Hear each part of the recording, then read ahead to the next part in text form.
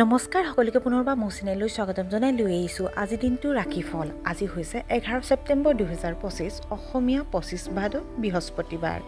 আজি সূৰ্যোদয় সময় পুৱা 4:54 আৰু সূৰ্যাস্ত সময় 5:20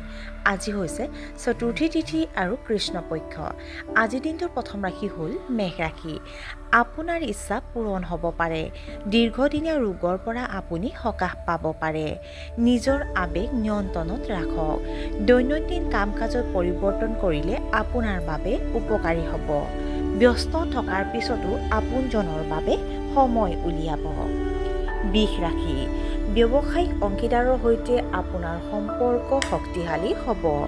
যদি আপুনি নতুন চাকৰি বিচাৰিছে তেন্তে আপুনি হয়তো সফলতা লাভ কৰিব পাৰে শহুৰেকৰ পৰা আৰ্থিক সুবিধা পাব আপোনাৰ শাৰীৰিক বিষ কমি যাব আপোনাৰ বৈবাহিক সম্পৰ্ক অতি ৰোমান্টিক হ'ব শত্ৰুৰ পৰা সাৱধান হওক মিথুন ৰাশি নেতিবাচক চিন্তা মনলৈ সোমাবলৈ নিদিব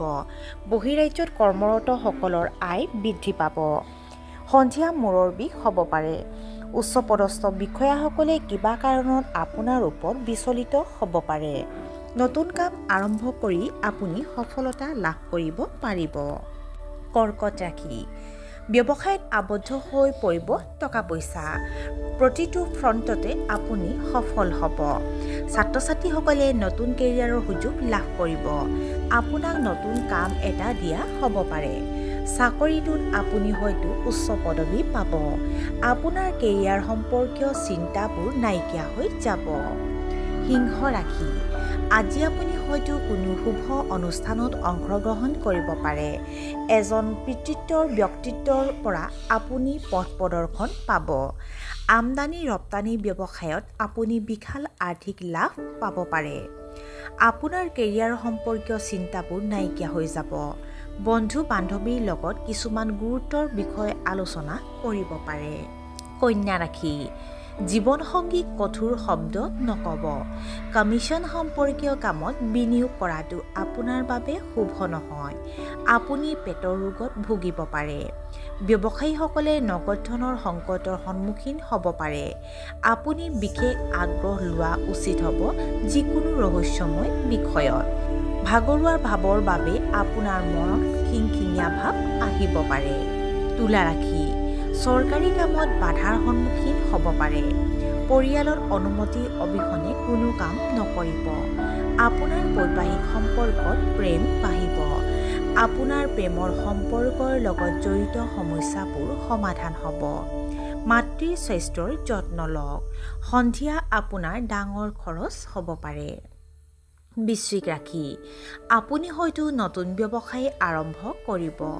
ইচ্ছা অনুযায়ী কাম কৰিলে আপুনি উপকৃত হ'ব মানুহে আপোনাৰ ব্যক্তিত্বৰ শলাগ ল'ব আপোনাৰ সকলো কাম সহজেই হৈ যাব স্বাস্থ্যৰ অৱনতি ঘটিলে চিকিৎসকৰ পৰামৰ্শ ল'ব লাগিব ধনু ৰাশি আজি আপোনাৰ নতুন প্ৰেমৰ সম্পৰ্ক গঢ় লৈ উঠিব পাৰে কৰ্ম সম্পৰ্কীয় বিষয়বোৰ বাহিৰৰ মানুহৰ লগত শ্বেয়াৰ নকৰিব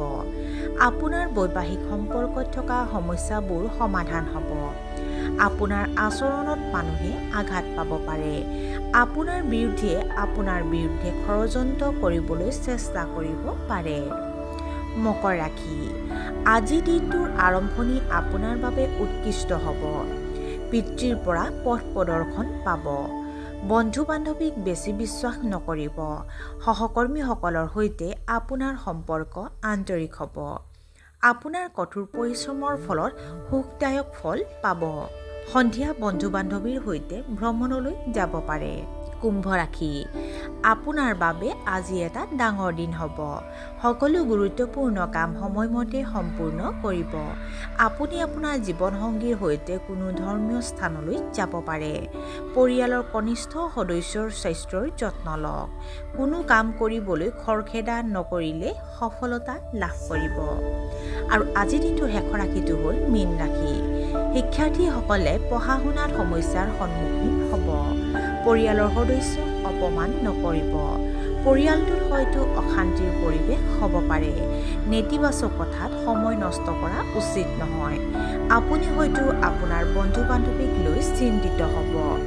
আৰু আজিৰ দিনটো ৰাশিফল ইমানতে অন্ত পৰিছে আশা কৰোঁ আপোনালোক প্ৰত্যেকৰে আজিৰ দিনটো সুন্দৰ হওক ধন্যবাদ